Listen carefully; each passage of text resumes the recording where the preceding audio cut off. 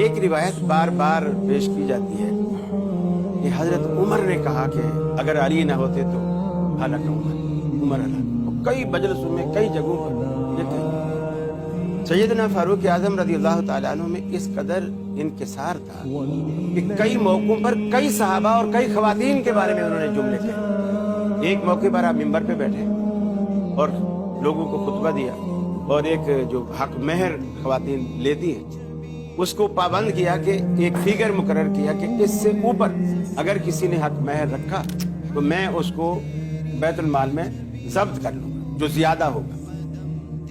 جب آپ خطبہ دے چکے لوگ اٹھ کے چلے گئے, کچھ بیٹھے تھے کچھ جا رہے تھے.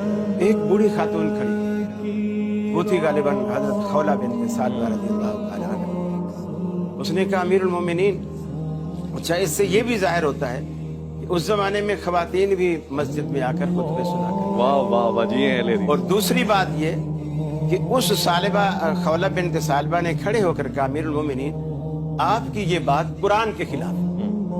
ڈائریکٹ حضرت عمر سے آپ کی یہ بات قرآن کے خلاف. صحیح. انہوں نے کہا کیسے؟ بولے قرآن تو کہتا ہے کہ اگر خزانہ بھی مہر میں مقرر ہو جائے تو اس کو بھی تم ادا کرو. بے کنتار کے الفاظ ہیں سورہ بقرہ میں, اور کنتار کو 32 روپے میں تو نہیں بولا جاتا.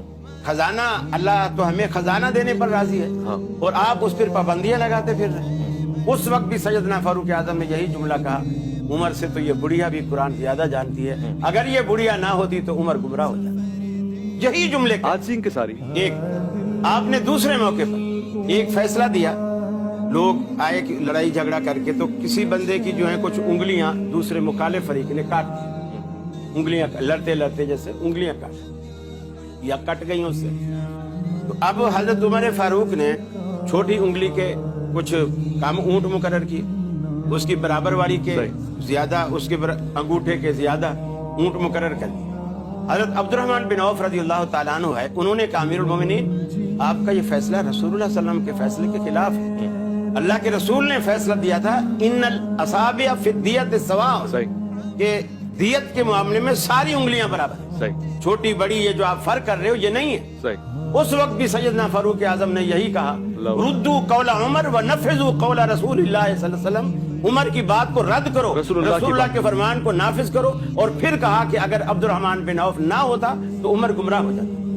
تو یہ حضرت عمر فاروق کی انکساری بالکل ایسے ہی ہے کہ وہ بات, اب جیسے اس بڑھیا کو کہا نا, اس سے ایک بات یہ بھی ظاہر ہوئی کہ اگر آپ کے سامنے کوئی چھوٹا بھی کوئی آپ کو بات کہتا ہے اور وہ بات صحیح ہے بالکل ایسے ہی, تو آپ کو اس سے ناراض ہونے کی ضرورت نہیں, بلکہ اس کا حوصلہ بھی یہ کہہ کر بڑھایا کہ عمر سے تو یہ بڑھیا بھی قرآن زیادہ. بالکل ایسے, ہم چھوٹے بڑے کا تعین نہیں کر رہے قاری صاحب. تو یہ ہر مجلس میں یہ پیش ہوتا ہے کہ حضرت عمر نے یہ کہا, جیسے انہوں نے کئی لوگوں کے بارے میں کہا. صحیح. اب اس کا یہ مطلب لیں گے کہ دیکھا یہ بغض ہے. ٹھیک ہے ٹھیک ہے ٹھیک ہے, بات بغض نہیں, آگے چلو.